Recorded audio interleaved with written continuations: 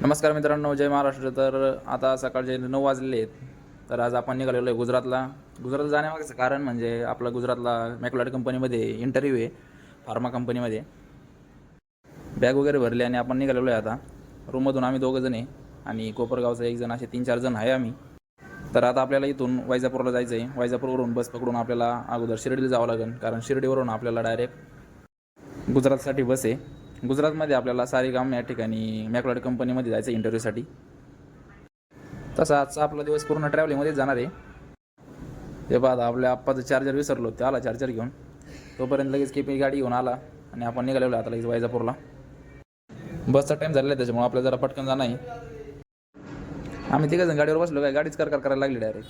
पण काय केपी चालायला होतं, त्याच्यामुळे काही टेन्शन नव्हतं. आणि आम्ही आलो आता वैजापूरला. हे वैजापूरचं बस स्टॉप आहे आणि बस नेटकीच लागलेली होती, पण एवढी गर्दी होती डायरेक्ट ही पहा गर्दी. एवढी गर्दी पण आमच्या लगेच लक्षात आलं की आपल्याला काहीच जागा भेटणार नाही, काहीतरी डोकं लावावं लागेल. तेवढ्या आपला रेड ड्रेसवाला कार्यकर्ता होता ऋषी भाऊ, तेवढ्या उन्हात तानाचा एवढा ताण आला हो. मग आम्ही काय केलं, मागच्या खिडकीतून बॅग टाकून जागा पकडली आणि आता हे झालो आम्ही त्या बसमध्ये बसून शिर्डीला. शिर्डीला आल्यानंतर मग आम्हाला लगेच बस लागलेली होती, 2 वाजलेले होते. शिर्डीला आल्यानंतर आपल्याला लगेच गुजरातसाठी बस लागलेली होती. आणि बसमध्ये आल्यानंतर गर्दी काय जास्त काही नव्हती. बसमध्ये आल्यानंतर सगळ्यात अगोदर मला हे छोटं बाळ दिसलं आणि त्याच्यानंतर हे आपले कार्यकर्ते अगोदर येऊन बसलेले होते बसमध्ये, कारण आपली शूटिंग बाकी होती. त्यांना मला थांबा 2 मिनिटात मी शूट करून येतो. लॉंग रूटची बस असल्यामुळे ती बस पण एकदम व्यवस्थित आहे आणि तिची सीट पण एकदम कम्फर्टेबल बसण्यासाठी. आणि गर्दी काय जास्त नव्हती.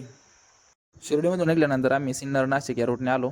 आता आपण नाशिकमधून बरंचसं पुढे आल्यानंतर हा असा एक इथं घाट लागतो. या घाटाचं नाव पण मला माहीत नाही, पण हा खूप मोठा घाट आहे. इथं पूर्ण नुसते झाडं आणि आसपास कुठं गाव वगैरे काही नाही आहे. जिकडं पाहावं तिकडं नुसतं जंगलात दिसतंय. घाट तर खूपच डेंजर होता राव. घाट संपल्यानंतर आता डायरेक्ट गुजरात बाउंड्री आहे आणि बाउंड्री क्रॉस केल्यानंतर आता डायरेक्ट गुजरात लागतंय. आणि गुजरात लागल्यानंतर तर आपल्याला इथं नुसते कौलारूचे घरं दिसतात. प्रत्येक घरावर कौलारू दिसतं इथं. शक्यतो इकडे जास्त कौलाचीच घरं असावेत. मित्रांनो, आजचा आपला दिवस पूर्ण ट्रॅव्हलिंगमध्येच गेलेला आहे. आता आपण आलेलो आहे गुजरातमध्ये आल्यानंतर आता इथं वाजले 7:30. तर आजचा मुक्काम आपण वापीमध्ये करणार आहोत. वापीमध्ये थांबल्यानंतर सकाळी उठून आपल्याला सारेगामला जायचं आहे. मित्रांनो, उद्याच्या ब्लॉगमध्ये मी तुम्हाला गुजरात दाखवणार आहे आणि आपला इंटरव्ह्यू झाल्यानंतर आपण बीचवर पण जाणार आहोत. तर बीचवर पण तुम्हाला पूर्ण शूट दाखवणार आहे. तर मित्रांनो, आपला पुढचा ब्लॉग पाहण्यासाठी लगेच आपल्या चॅनलला सबस्क्राईब करून ठेवा आणि आजचा ब्लॉग कसा वाटला हे मला कमेंटमध्ये नक्की सांगा.